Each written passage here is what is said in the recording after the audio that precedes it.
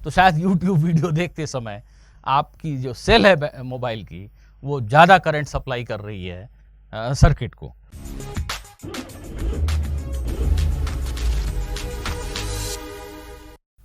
Maximum power transfer theorem for a DC cell, ये मुझे लगता है कि एक बहुत बड़ा मिसअंडरस्टूड कॉन्सेप्ट है। जब मैं बच्चों से बात करता हूं, उनसे सवाल पूछता हूं, तो पाता हूं कि they understand this concept to be very easy, but most of the time they have misunderstood it. तो अगर आप में से किसी ने इसको गलत समझ रखा है कि इसका मीनिंग क्या है, तो उसको आज हमेशा हमेशा के लिए सही कर लेंगे एक क्वेश्चन के थ्रू। ये क्वेश्चन मैंने अपनी बुक से उठाया है, प्रॉब्लम बुक से उठाया है, वॉल्यूम 2 से, और पढ़ते हैं हम आज का हमारा ये question. In order to heat a liquid, an electric heating coil is connected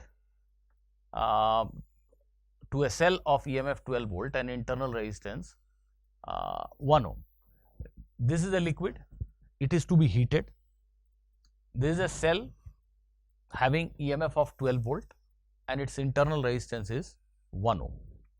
12 volt 1 ohm cell को एक लिक्विड को हीट करने के लिए यूज किया जाना है, और नेचुरली एक हीटर आप यूज करोगे, सेल से एक रेजिस्टेंस कनेक्ट करोगे, तो resistance has been connected. There are 3 options for selecting the resistance of the heating coil. इस हीटिंग कॉइल के रेजिस्टेंस को चुनने के 3 ऑप्शन है। मतलब आप इस कॉइल का जो रेजिस्टेंस है R, इस रेजिस्टेंस की वैल्यू 1 ओम पे सेट कर सकते हो, चाहो तो 2 ओम पे सेट कर सकते हो, और चाहो तो 4 ओम पे भी सेट कर सकते हो। तो 3 चॉइसेस आपको दिए गए, आप चाहो तो इसको 1 ओम कर लो, 2 ओम कर लो, या 4 ओम कर लो।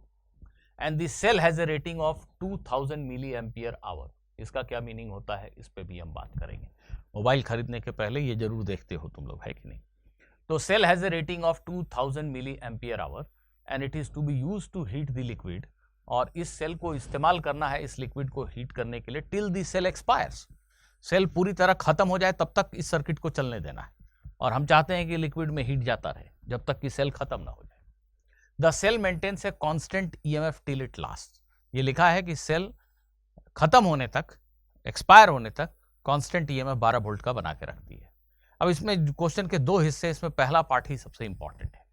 विच value of R will you choose so that maximum heat is transfer to the liquid before the cell expires. ये सेल एक्सपायर होने के पहले इस लिक्विड को मैक्सिमम हीट मिले, इसके लिए कैपिटल आर की वैल्यू आप क्या चुनोगे, 1 ओम, 2 ओम या 4 ओम? ये सवाल है जिसका आपको सही आंसर ढूंढना है। मान लेते हैं कि इस केस में आपने लिक्विड को हीट H0 ट्रांसफर किया। अब सेकंड पार्ट बोलता है which value of R will you choose so that heat is transfer to the liquid at the fastest rate. R की किस वैल्यू के लिए लिक्विड को जो हीट मिलेगा वो फास्टेस्ट पॉसिबल रेट पे मिलेगा। और अगर आप ये वाला ऑप्शन चुनते हो, आर की वैल्यू ऐसी चुनते हो कि लिक्विड को हीट फास्टेस्ट रेट पे मिले, तो इस केस में जो ये H0 निकाला था तुमने, उसका कितना परसेंटेज हीट एक्चुअली लिक्विड को मिलेगा। जो पहले ऑप्शन में H0 कैलकुलेट किया, उसका कितना परसेंट इस केस में लिक्विड को हीट ट्रांसफर होगा अगर आपने आर की वैल्यू ऐसी चुनी है जिससे हीट मैक्सिमम पॉसिबल रेट से रैपिडली ट्रांसफर हो। तो मैं एक बार हट जाता हूं बिल्कुल आपके सामने से, आप इस क्वेश्चन को कैप्चर कीजिए और खुद से जरूर सोचिए, बिल्कुल जरूर सोचिए, थोड़ा समय सोचिए, सभी बच्चों को ये आता है, सोचिए। सबसे पहले ये मोबाइल का जो, जब आप मोबाइल खरीदने जाते हो तो उसकी बैटरी में मिली एम्पियर आवर एक स्पेसिफिकेशन होता है जिसको आप जरूर देखते हो कि 2000 मिली एम्पियर आवर का सेल है, 3000 या 4000 मिली एम्पियर आवर का सेल है। 4000 मिली एम्पियर आवर का सेल है तो आप समझते हो कि ये बड़ी दमदार बैटरी है। आखिर ये मिली एम्पियर आवर होता क्या है, इसको समझने के लिए आपको सिर्फ इसके यूनिट को देखने की जरूरत है।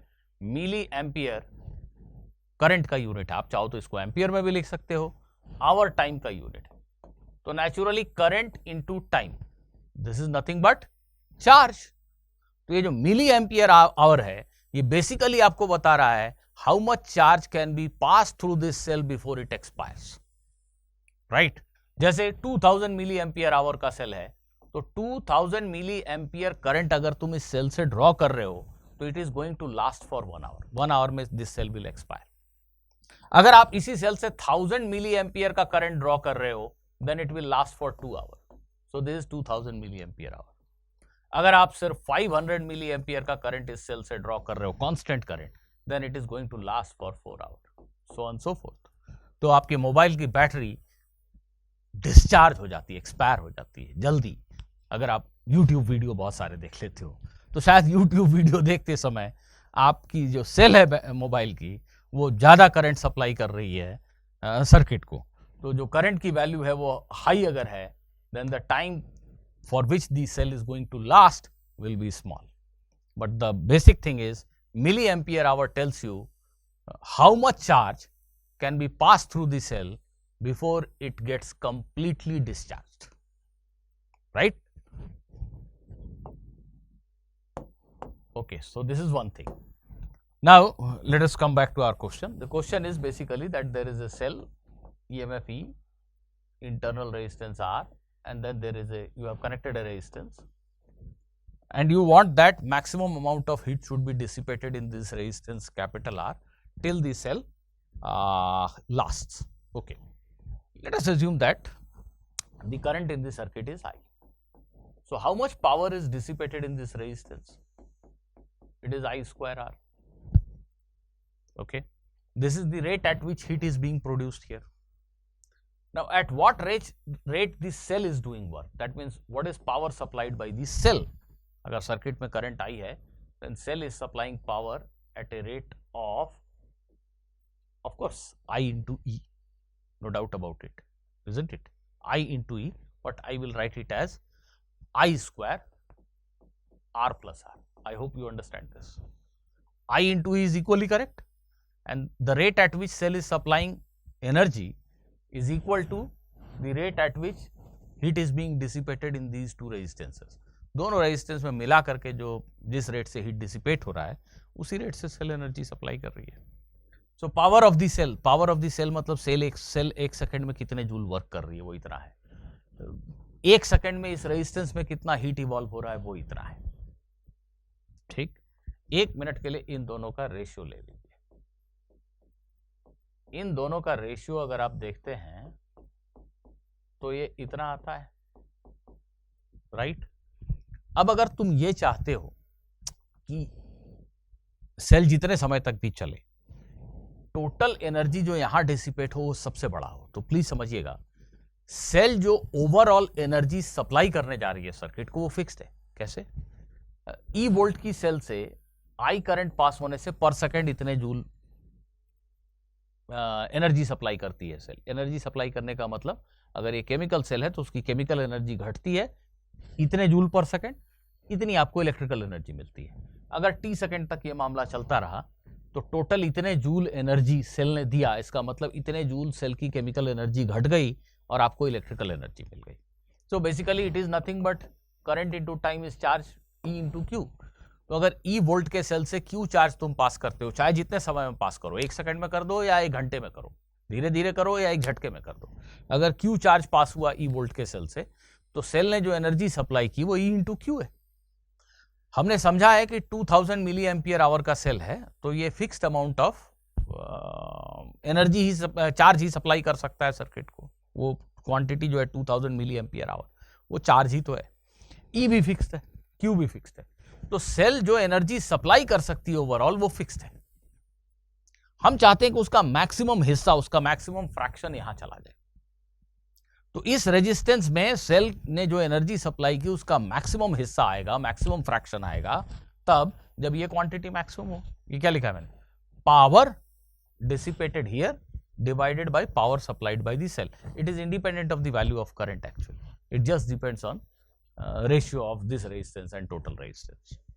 तो जब ये नंबर मैक्सिमम होगा उस केस में यहाँ पे जो एनर्जी डिसिपेट हो रही है वो मैक्सिमम होगी। ये नंबर मैक्सिमम कब होगा? इसको ऐसे लिख देते हैं, कैपिटल आर को एक जगह कर देते हैं, ऐसे ऊपर नीचे कैपिटल आर से डिवाइड कर दो।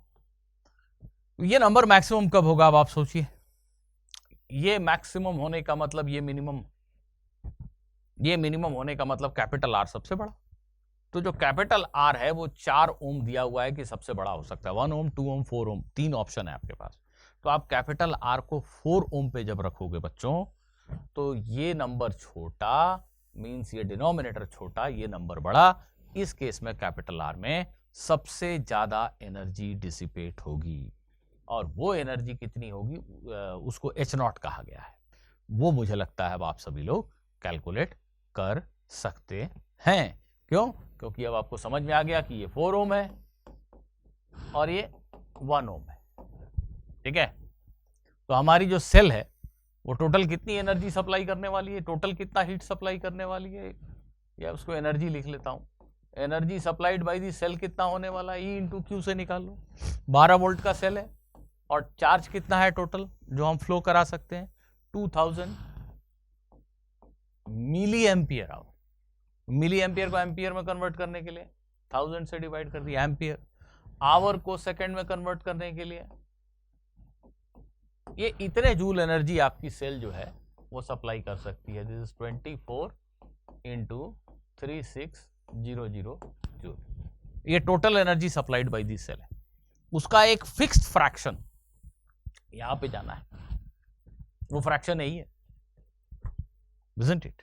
तो बहुत आसानी से आप बता सकते हो कि एच नॉट क्या है। एच नॉट किसको कहा गया है क्वेश्चन में, यहां कितना हीट डिसिपेट हुआ, तो इतनी एनर्जी का ये वाला फ्रैक्शन, ये वाला फ्रैक्शन कितना है भाई, 4 4 1, ये 4 है, ये 4 है, ये 1 है, on this into 24 into 3600 joule.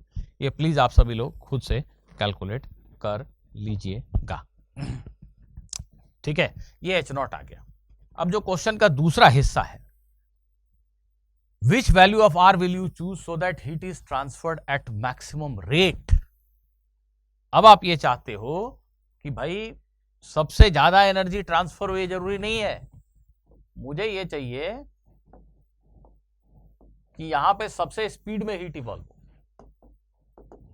Power joule पर सेकंड सबसे बड़ा हो। इसके लिए मैक्सिमम पावर ट्रांसफर थ्योरम है। जो आपने मैक्सिमम पावर ट्रांसफर थ्योरम पढ़ा है वो ये कहता है, ये तो इंटरनल रेजिस्टेंस है, इस एक्सटर्नल रेजिस्टेंस में सबसे रैपिडली हीट डेवलप हो, सबसे तेजी से यहां पे हीट डिसिपेशन हो, उसके लिए जरूरी होता है कि आर की वैल्यू इस आर के बराबर हो, इस केस में 1 ओम।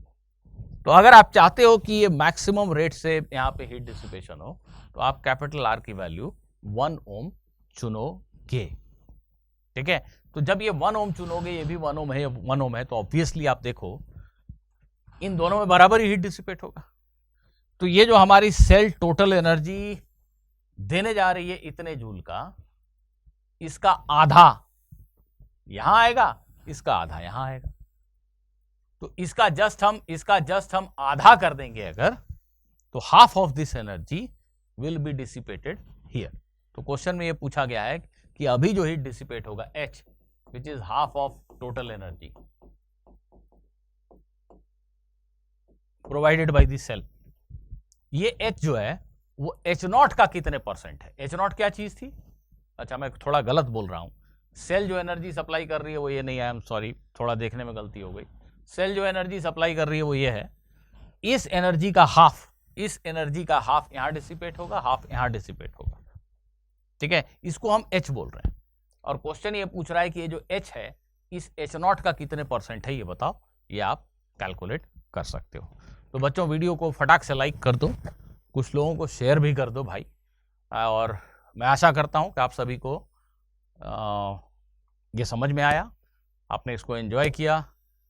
खुश रहिए, पढ़ते रहिए और इस चैनल को देखते रहिए।